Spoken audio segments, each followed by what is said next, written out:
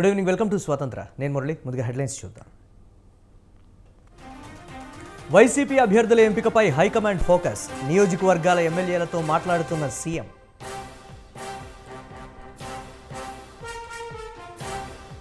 Red book అంశంలో లోకేష్కు ఏపీసీఐడి shock. వాట్సాప్లో నోటీసులు పంపిన అధికారులు.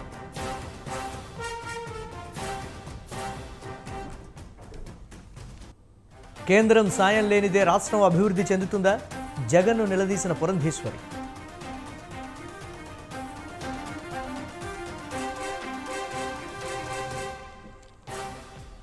కాళేశ్వరం కంటే ప్రాణహితే ఉత్తమమైనది. ప్రాజెక్టు పేరుతో ప్రజాధనం లూటీ చేశారన్న ఉత్తమ్.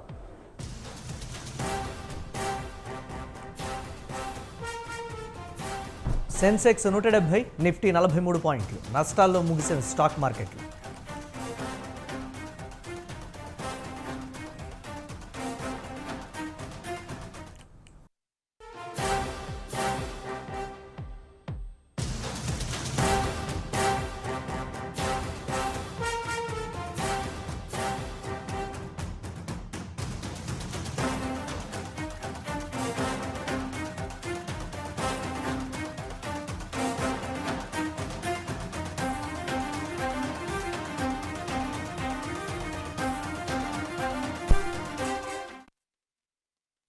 ఇన్ఛార్జీల మార్పుతో వైసీపీలో అసంతృప్త జ్వాలలు ఎగిసిపడుతున్నాయి. నియోజకవర్గాల బాధ్యులను మార్చుతూ వైఎస్ జగన్ తీసుకున్న నిర్ణయాన్ని కొందరు నేతలు జీర్ణించుకోలేకపోతున్నారు.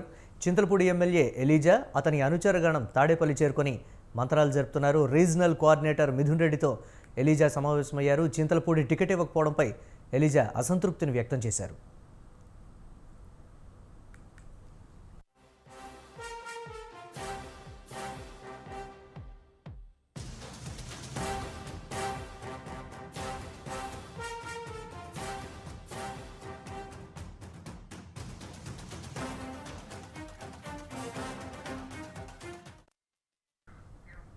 మరోవైపు కదిరి ఎమ్మెల్యే సిద్ధార్థరెడ్డికి టికెట్ దక్కదనే ప్రచారంతో ఆయన మద్దతుదారులు నిరసనకు దిగారు. అనంతపురం జిల్లాపై మంత్రి పెద్దిరెడ్డి పెత్తనమేంటని ప్రశ్నించారు. ఎమ్మెల్యే సిద్ధార్థరెడ్డితో 2 రోజుల క్రితం అధిష్టానం చర్చించింది. ఆ తర్వాత కదిరి టికెట్ మక్బూల్కు ఇవ్వనున్నట్లు వార్తలు వెలువడ్డాయి. దీంతో కదిరి ఎంపీపీ అమర్నాథ్ రెడ్డి ఆధ్వర్యంలో నాయకులు సమావేశమయ్యారు. ఎమ్మెల్యే సిద్ధార్థరెడ్డికి టికెట్ నిరాకరించడాన్ని తప్పుపట్టారు. తాము అధిష్టానానికి భయపడబోమని, సిద్ధార్థరెడ్డికి టికెట్ ఇవ్వకపోతే రాజీనామాలు చేస్తామని స్పష్టం చేశారు.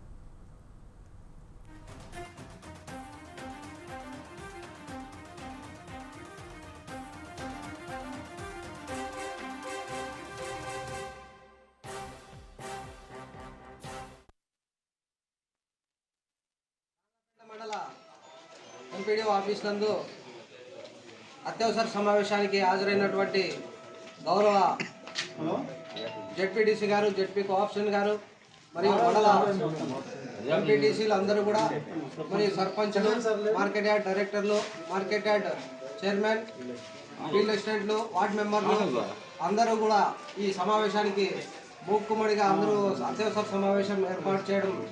ఎందుకంటే గత 10 సంవత్సరాల నుంచి ప్రతి ఒక్కరికి కూడా అందుబాటులో ఉంటూ ప్రతి పల్లెలో తిరిగి ప్రతి గడపకు వెళ్ళి అనేక సమస్యలు తీర్చి ప్రతి ఒక్కరికి అందుబాటులో ఉన్నటువంటి ఈ మా కదిరి శాసనసభ్యులు డాక్టర్ పివి సిద్ధారెడ్డి సార్ గారికి టికెట్ నిరాకరించారేమోనన్న అనుమానంతో ఈ మూక్కుమ్మడి రాజీనామాలకు మేమంతా కూడా సిద్ధమయ్యాం. కాబట్టి ఇంతవరకు ఈ కదిరి శాసనసభ్యుల టికెట్ ఇంతవరకు పెండింగ్లో ఉన్న సందర్భంగా రేపటికైనా, ఈరోజు సాయంత్రానికైనా మా కదిరి టికెట్ను మా వెంకట సిద్ధారెడ్డి సార్ గారికి నిర్ణయించాల్సిందిగా ఈ మన గౌరవ ముఖ్యమంత్రి గారికి తెలియజేస్తూ ఉన్నాం. దానిలో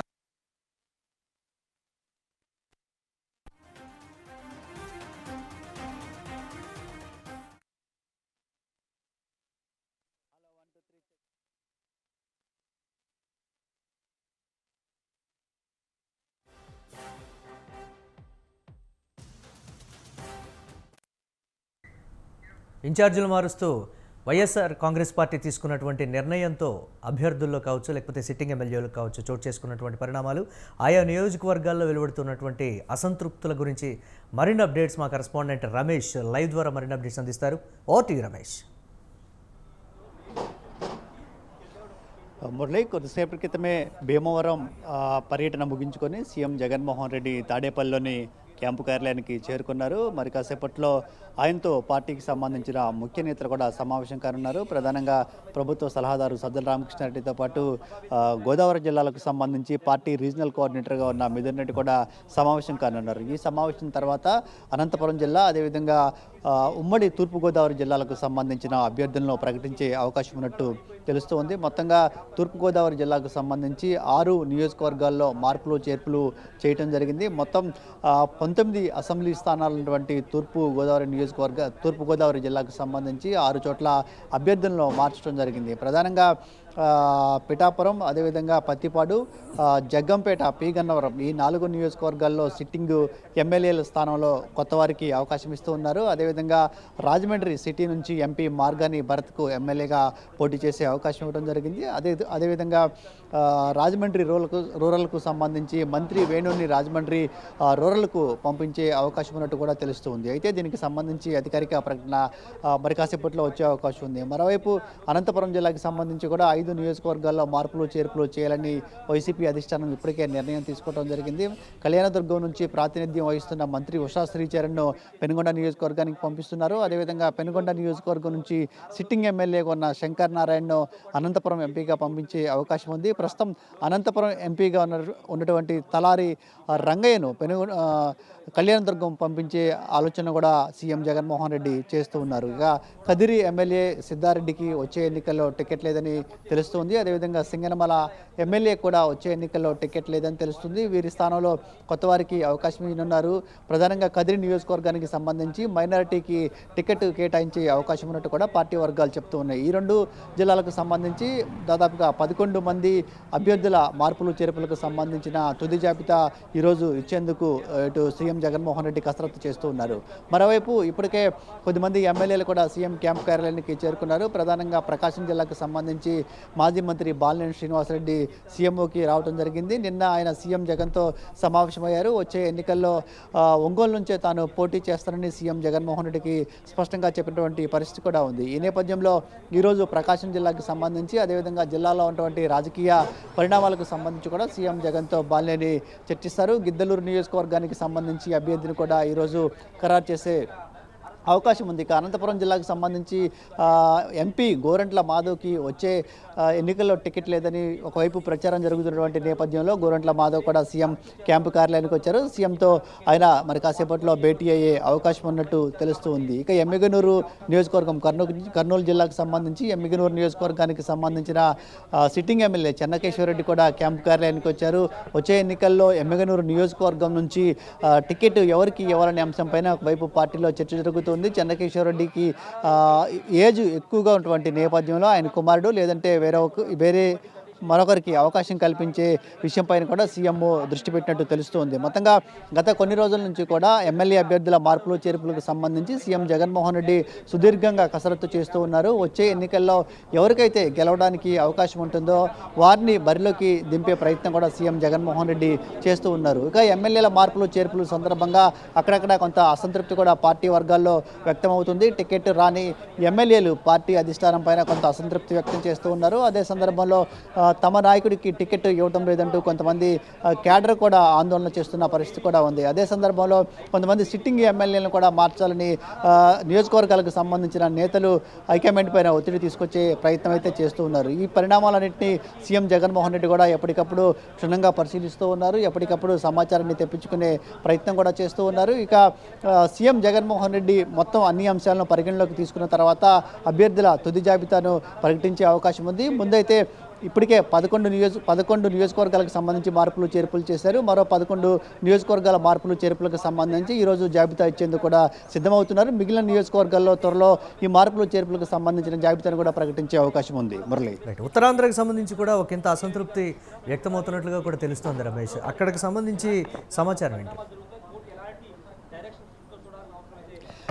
ఉత్తరాంధ్ర జిల్లాలకు సంబంధించి కూడా కొంత మార్పులు చేర్పులు ఉండే అవకాశం ఉన్నట్టు తెలుస్తుంది. ఎందుకంటే ఉత్తరాంధ్ర జిల్లాలకు సంబంధించి ఇప్పటికే ఎమ్మెల్సీ వంశీకృష్ణ యాదవ్ వైఎస్ఆర్ కాంగ్రెస్ పార్టీకి రాజీనామా చేశారు. ఆయన జనసేనలో చేరారు. అదేవిధంగా బ్రాహ్మణ కార్పొరేషన్ చైర్మన్గా ఉన్నటువంటి సీతంరాజు సుధాకర్ కూడా ఈరోజు వైఎస్ఆర్ కాంగ్రెస్ పార్టీకి రాజీనామా చేసినటువంటి పరిస్థితి కూడా ఉంది. ప్రధానంగా విశాఖ నగరంలోని కార్పొరేటర్లు కూడా ప్రస్తుతం ఉన్నటువంటి సిట్టింగ్ ఎమ్మెల్యేల పైన కావచ్చు, అదేవిధంగా సమన్వయకర్తల పైన కొంత అసంతృప్తి వ్యక్తం చేస్తూ ఉన్నారు. వారందరూ కూడా ఇతర పార్టీల వైపు చూస్తున్న పరిస్థితి కూడా ఉంది. ఇక విశాఖ జిల్లాకు సంబంధించి పైకరాపేట ఎమ్మెల్యే గొల్ల బాబురావు, అదేవిధంగా పెందుర్తికి సంబంధించి అదీప్ రాజు కూడా వచ్చే ఎన్నికల్లో టికెట్ దక్కకపోవచ్చు అనే ప్రచారం జరుగుతుంది. వీళ్ళు ఇంతకు ముందే సీఎం జగన్మోహన్ రెడ్డితో కూడా సమావేశమయ్యారు. వీరికి వచ్చే ఎన్నికల్లో టికెట్ లేదనే అంశాన్ని సీఎం జగన్ స్పష్టంగా చెప్పినట్టు తెలుస్తుంది. గొల్ల బాబురావుని వచ్చే రాజ్యసభ ఎన్నికల్లో ఆయన రాజ్యసభ అభ్యర్థిగా బరిలోకి దింపి రాజ్యసభకు పంపించాలని కూడా సీఎం జగన్మోహన్ రెడ్డి భావించారు. దానికి సంబంధించి ఒక స్పష్టమైనటువంటి సంకేతం కావచ్చు, స్పష్టమైనటువంటి హామీని కూడా గొల్ల బాబురావుకి ఇచ్చినట్టు తెలుస్తుంది. ఇక మిగిలిన నియోజకవర్గాలకు సంబంధించిన అభ్యర్థులు మార్పులు చేర్పులపైన కూడా కసరత్తు జరుగుతుంది. మొత్తం ఉత్తరాంధ్రలోని 3 జిల్లాలకు సంబంధించి కూడా పెద్ద ఎత్తున చర్చ అయితే జరుగుతుంది. ఎవరికి టికెట్ ఇవ్వాలి, ఎవరికి టికెట్ ఇస్తే మళ్ళీ ఎన్నికల్లో గెలవడానికి అవకాశం ఉంటుందనే అంశంపైన కూడా హైకమాండ్ అయితే దృష్టి పెట్టిందని చెప్పుకోవచ్చు. Right, thanks for updates Ramesh.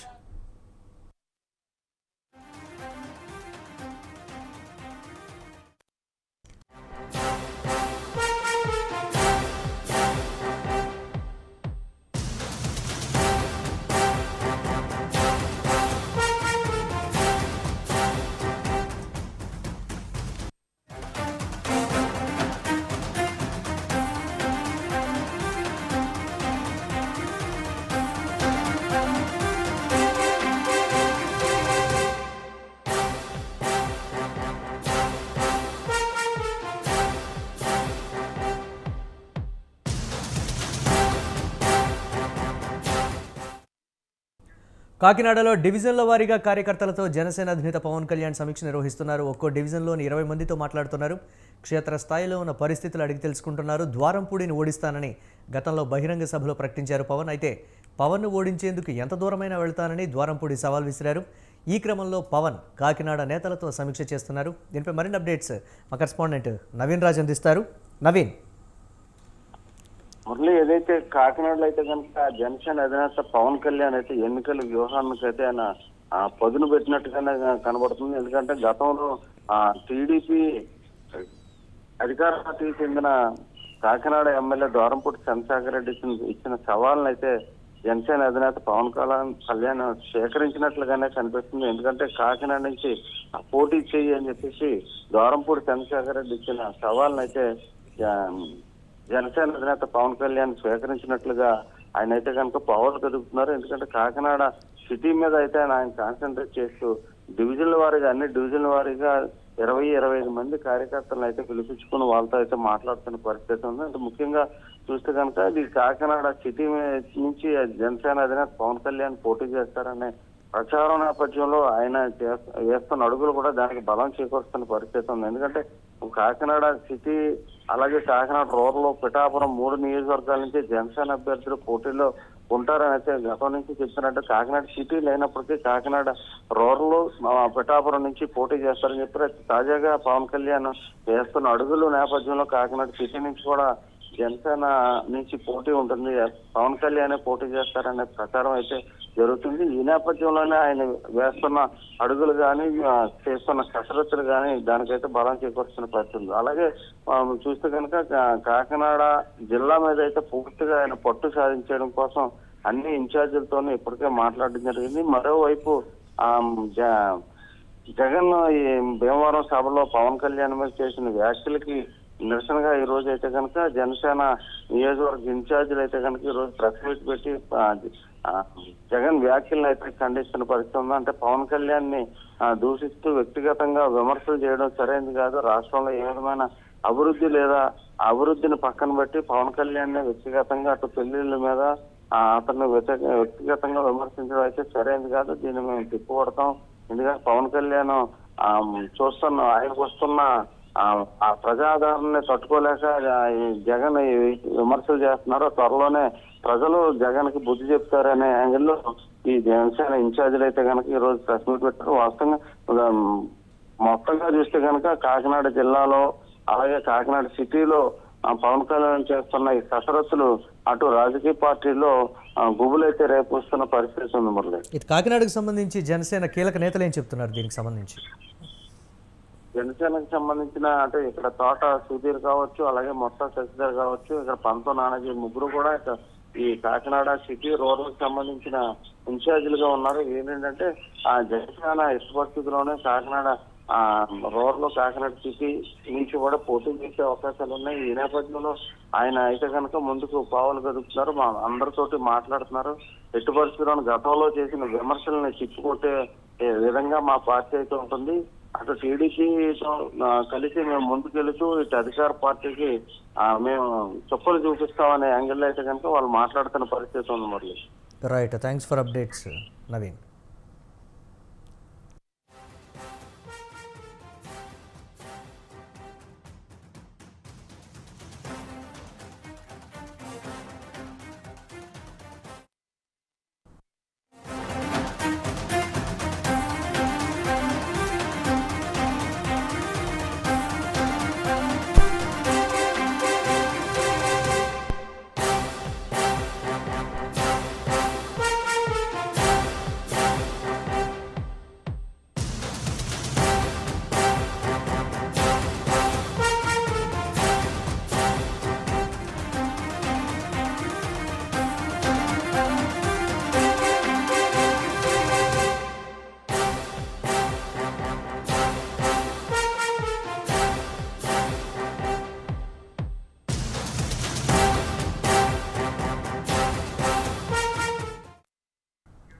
విశాఖలో వైసీపీకి భారీ షాక్ తగిలింది. వరుసగా ఆ పార్టీకి నేతలు గుడ్ బై చెప్తున్నారు. మొన్న ఎమ్మెల్సీ వంశీకృష్ణ యాదవ్ వైసీపీని వీడారు. తాజాగా బ్రాహ్మణ కార్పొరేషన్ మాజీ చైర్మన్ సీతంరాజు సుధాకర్ పార్టీని వీడారు. విశాఖలో దక్షిణలో జరుగుతున్న రాజకీయ పరిణామాలపై ఆయన అసంతృప్తిగా ఉన్నారు.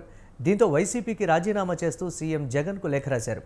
సీతంరాజు సుధాకర్కు విశాఖ దక్షిణలో మంచి పట్టుంది. అంతేకాదు సీఎం జగన్కు అత్యంత సన్నిహితుడు. ఇప్పుడు ఆయన సైతం పార్టీకి గుడ్ బై చెప్పడంతో వైసీపీలో ప్రకంపనలు మొదలయ్యాయి. ఇంకో షాకింగ్ న్యూస్ ఏంటంటే సీతంరాజు సుధాకర్ టీడీపీలో చేరబోతున్నట్లు ప్రచారం జరుగుతోంది. ఇదే నిజమైతే విశాఖలో టీడీపీ బలం మరింతగా పెరుగుతుంది.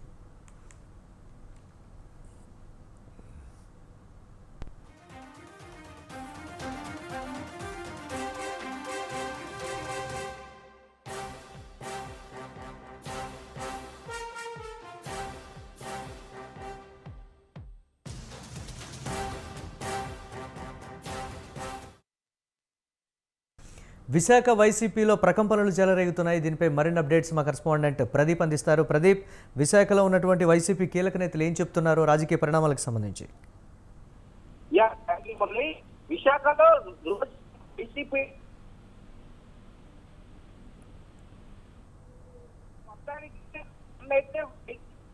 నాయకుడు ముందు వైసీపీ పార్టీ నుంచి మొదటి నుంచి ఉన్న మొన్నే ఎమ్మెల్సీ బాధ్యతలు తీసుకున్నారు. అయితే వంశీకృష్ణ యాదవ్ కూడా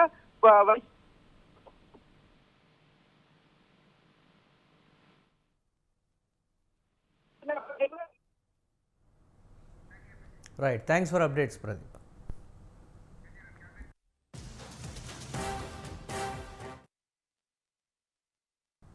ప్రయాణికులకు మెరుగైన సేవలు అందించేందుకు తెలంగాణ రాష్ట్ర రోడ్డు రవాణా సంస్థ చర్యలు చేపట్టింది. దీనిలో భాగంగా కొత్త బస్సులు కొనుగోలు చేసేందుకు నిర్ణయం తీసుకున్నట్లు ఆర్టీసీ ఎండీ సజ్జనార్ తెలిపారు.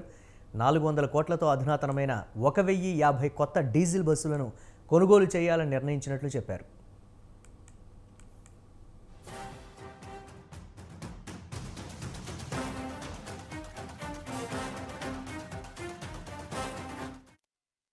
సంస్థ కొనుగోలు చేయాలనుకునే వాటిలో 400 express, 512 Palle Velugu, 92 luxury sleeper come seater, 56 AC రాజధాని బస్సులు ఉన్నాయని వివరించారు.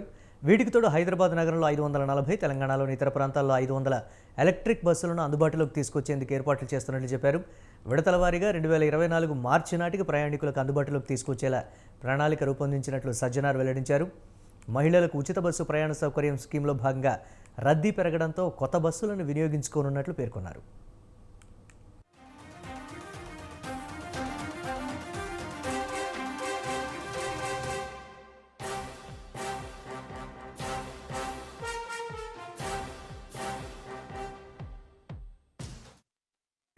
అత్యాధునిక హంగులతో కూడిన 80 కొత్త బస్సులు శనివారం నుంచి వినియోగంలోకి వస్తాయన్నారు. వాటిలో 30 ఎక్స్ప్రెస్, 30 రాజధాని ఏసీ, 20 లహరీ స్లీపర్ కమ్ సీటర్ బస్సులు ఉన్నాయన్నారు.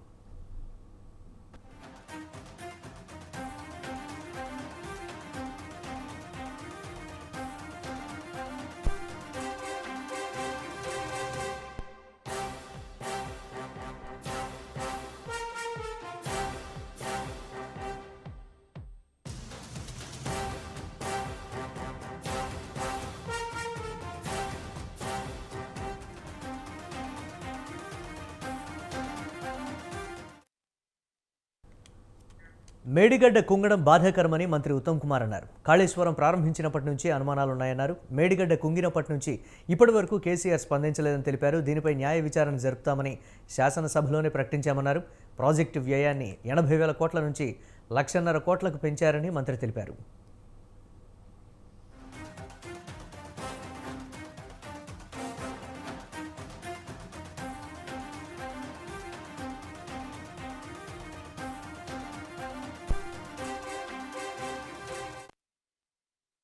చాలా దురదృష్టకరం. ఎక్కడో చాలా సీరియస్ లోపాలు జరిగినాయి.